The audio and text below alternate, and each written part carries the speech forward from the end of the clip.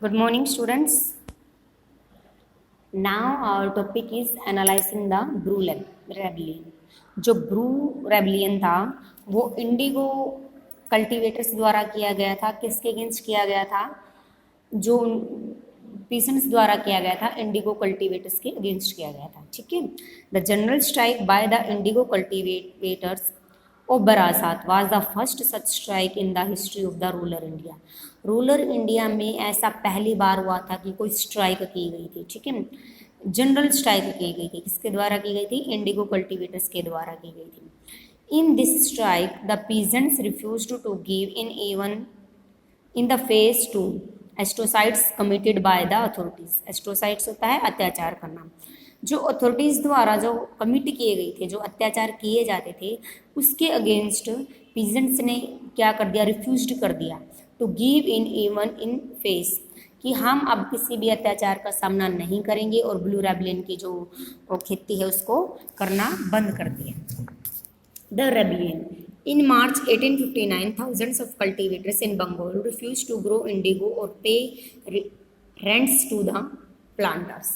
जो प्लांटर्स को जो वो रेंट्स देते थे, ठीक है, उसको पे करना बंद कर दिया. और 1851 में क्या है, 1000 ऑफ कल्टीवेटर्स ने रिफ्यूज कर दिया, मना कर दिया बंगाल के, क्योंकि 95% जो भी इंडिगो करी जाती थी, ठीक है, इंडिगो की जो खेती की जाती थी वो बंगाल में की जाती थी.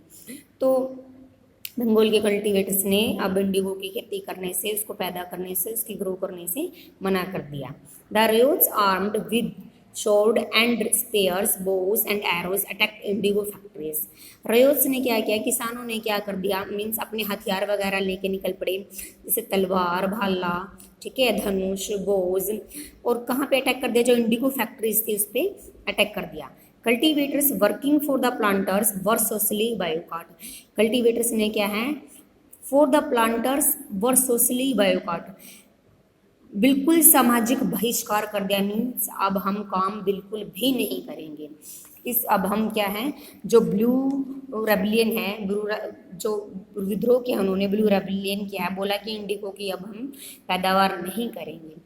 द एजेंट्स ऑफ प्लांटर्स, जो प्लांटर्स थे, एजेंट्स थे, जो who collected the rents were beaten up.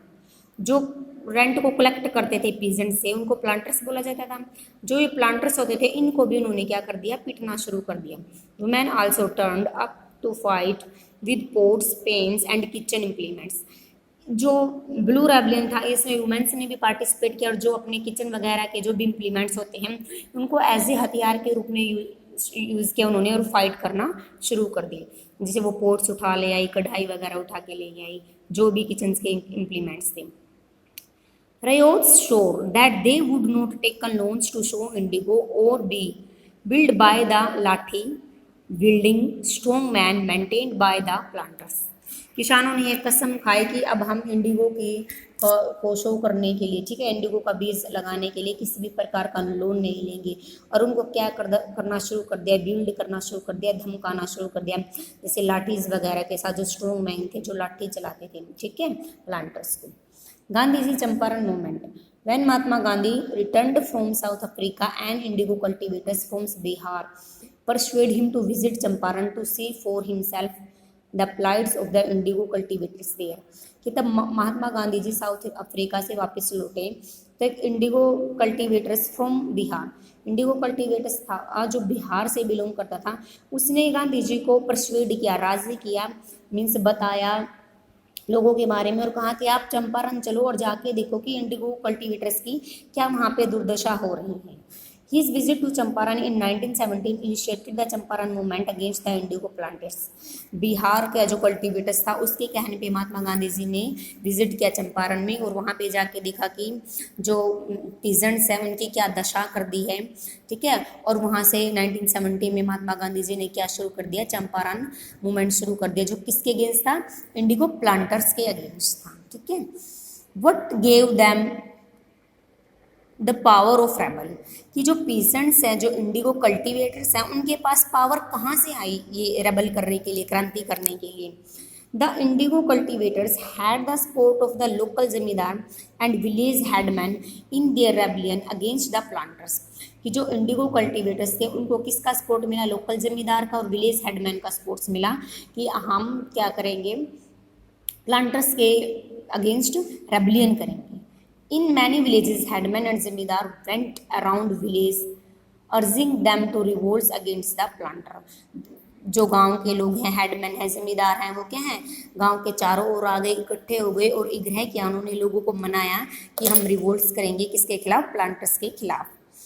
These headmen and zamindar were unhappy with the increasing power of the planters as they were forced by the planters to give them land or long lease.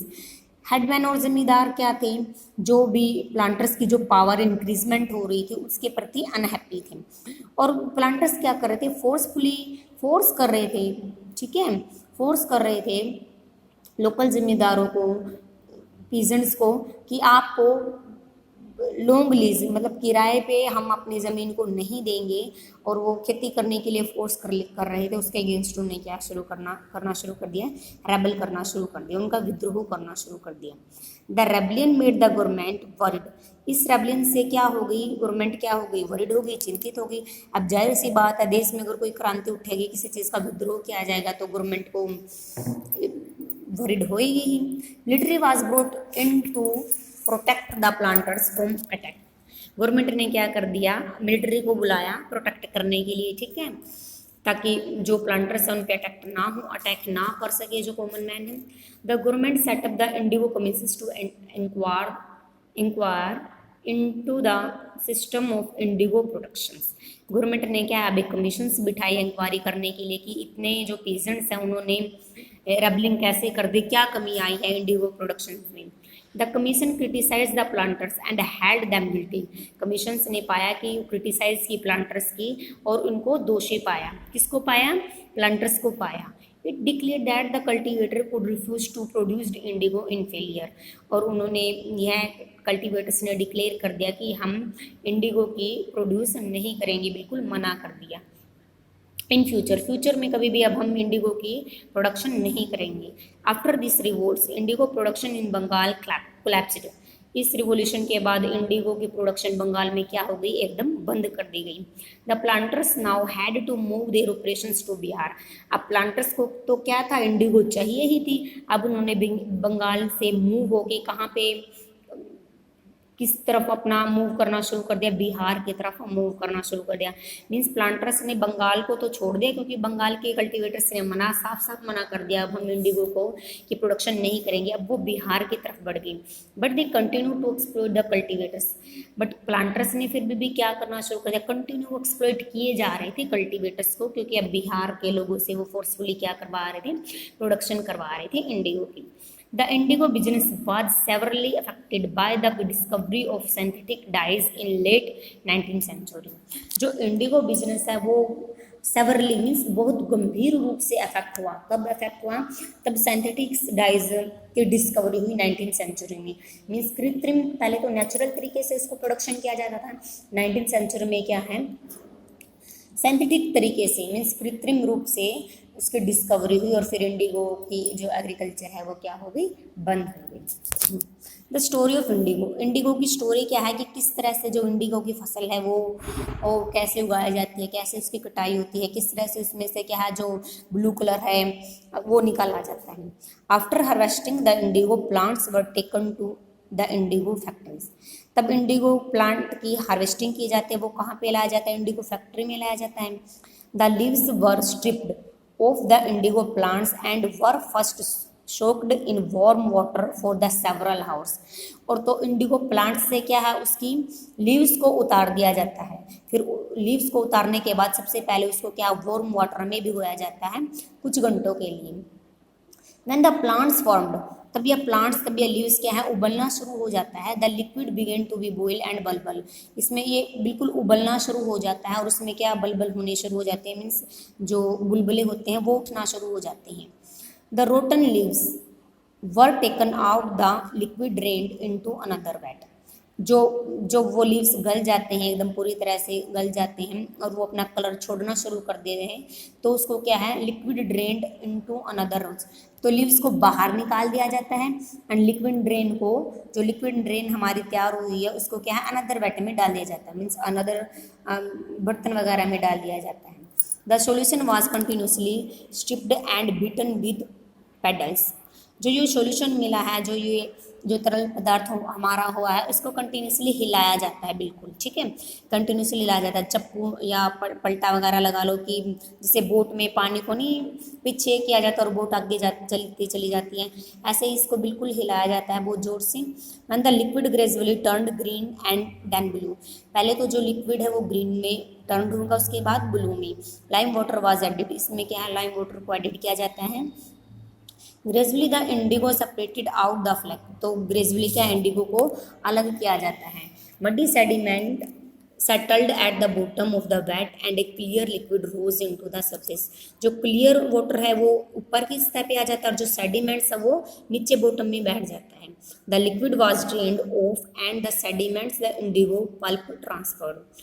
Liquid water को बाहर निकाल दिया जाता है और जो sediment है वो नीचे की तरफ बैठ जाते हैं to another vat and then pressed and dried for sale. तब ये नीचे की तरफ बैठ जाती हैं, ठीक है, जैसे ये उसको बाहर निकाल दिया जाता है, जो नीचे सेडिमेंट बैठ दी जाती है उसको ट्रांसफर कर दिया जाता है इन रूपों में, और फिर इसको क्या कर दिया जाता है, सेल के लिए निकाल दिया जाता है। समझ गए? देखो एक बार और बताती हूँ। सबसे पहले क्या किया जाता है, हार्वेस्टिंग के बाद इंडिगो प्लांट्स को फैक्ट्री में लेके आ जाता है, फिर उसकी जो प्लांट्स की लीव्स हैं उनको अलग किया जाता है और उसको एक वार्म वाटर में भिगो दिया जाता है कुछ घंटे के लिए। तब ये जो लीव्स हैं अपना कलर छोड़ना शुरू कर देते हैं, ये पानी बनना शुरू होता है, तो प्लांट्स को बाहर निकाल दिया जाता है। जो गले हुए लीव्स हैं उनको बाहर निकाल दिया जाता है और उस वाटर को इतनी अच्छी तरह से चलाया जाता है कि वो ग्रीन कलर से, वो पहले तो ग्रीन कलर में चेंज होता है, फिर ब्लू कलर में चेंज हो जाता है, और उसमें क्या है, लाइम वाटर को ऐड कर लिया जाता है। जो सॉफ्ट वाटर होता है वो ऊपर आ जाता है, जो सेडिमेंट्स होते हैं वो नीचे बैठ जाते हैं। फिर इन सेडिमेंट्स की क्या बना दी जाती है, सेल के लिए इनको आगे भेज दिया जाता है, जो सेडिमेंट्स होता है, ठीक है। Plantations, a large farm operated by a planters employing various forms of forced labor. Plantations were gradually associated with the productions of coffee, sugar and तंबाकू, टी एंड कॉटन। प्लांटेशंस क्या होती है, एक लार्ज फार्म होती है planters की, जिनको क्या है एकदम फोर्सफुली लेबर को फोर्सफुली लाया जाता है और उनको फोर्स किया जाता है कॉफ़ी की, शुगर केन की, तंबाकू की प्रोडक्शन के लिए, उन पर फोर्स डाला जाता है, दबाव डाला जाता है। कमर्शियल क्रॉप क्या होती है, कमर्शियल क्रॉप वो होती हैं जिनको जो बेनिफिट के उद्देश्य से ग्रो की जाते हैं, कि जिनसे ज़्यादा से मीन्स हमारे लाइफ शेड्यूल के लिए इनको ग्रो नहीं किया जाता। कमर्शियल फसल्स वो होती हैं जिनको बेनिफिट के लिए उगाया जाता है, ठीक है, ट्रेड के लिए उगाया जाता है। एज वेयर दूसरी तरफ क्या है, plantations culture in the West Indies. अब प्लांटेशंस जो कल्चर है वो वेस्ट इंडीज में किस तरह का है। During the colonial period the plantations culture and deep impact on the society and economy of Caribbean. Caribbean एक कंट्री का नाम है। कॉलोनियल पीरियड के टाइम, तब इस टाइम पे क्या, तब अंग्रेजों का शासन चल रहा था, उसको बोलते हैं कॉलोनियल पीरियड। प्लांटेशंस के कल्चर पे और उनकी सोसाइटी पे बहुत ज़्यादा इम्पैक्ट पड़ रहा था, इकोनॉमिकली भी बहुत ज़्यादा इम्पैक्ट पड़ रहा था। The Dutch brought sugar cane from Brazil to West Indies. Dutch क्या है, शुगर केन लेके आ रहे थे ब्राज़ील से वेस्ट इंडीज़ में। The local people in Barbados West Indies were forced to grow sugar cane instead of cotton and tobacco grown by them earlier. कि जो पहले वेस्ट इंडीज़ के लोग थे वो क्या कर रहे थे, कॉटन की और तंबाकू की खेती कर रहे थे, बट उनको फोर्सफुली किसके लिए बोला गया, ग्रो करने के लिए, शुगर केन के लिए बोला गया। Sugar became the most important crop. उस टाइम पे शुगर क्या थी, एक मोस्ट इम्पोर्टेंट क्रॉप थी। दो आउट the Caribbean although other plantations crop such as coffee, indigo and rice were also grow in West Indies. इससे पहले वेस्ट इंडीज में किस की फसल को उगाया जाता था, कॉफ़ी की, इंडिगो की और राइस की। बट अब इनके स्थान पे कौन सी फसल उगाने लगे, वो शुगर केन उगाने लगे, मीन्स गन्ना उगाने लगे। Indigo and sugar plantations were carried on by extensive use of slave worker. अब खेती करने के लिए, शुगर केन की खेती करने के लिए क्या है, बहुत सारे वर्कर्स की जरूरत थी, जिनको क्या है दास बना के लाया जाता था। कहाँ से लेके आया जाता था? Black man and women were forcibly taken from Africa to work as slaves on the plantations. कि खेती करने के लिए ब्लैक मैंस को लेके आया जाता था, उनकी वुमेन्स को लेके आया जाता था फोर्सली अफ्रीका से। This dramatically increase the ratio of slaves of free man. तो ड्रामेटिकली क्या हुआ, इंक्रीजमेंट हुई स्लेव्स मैन की। Whereas in 1865-50, 70% of the island population was white. In 1832, a medium-sized plantations in Jamaica had about 150 slaves. मतलब इतनी ज़्यादा संख्या में स्लेव्स को लेके आ जाता था शुगर केन की खेती के लिए कि जो फ्री मैन थे उनकी पॉपुलेशन कम थी, और जो ब्लैक थे जो साउथ अफ्रीका से लाए जाते थे एज ए स्लेव के रूप में, उनकी पॉपुलेशन क्या है, ज़्यादा बढ़ गई है। इसी के साथ आपका चैप्टर फिनिश हो जाता है। ओके।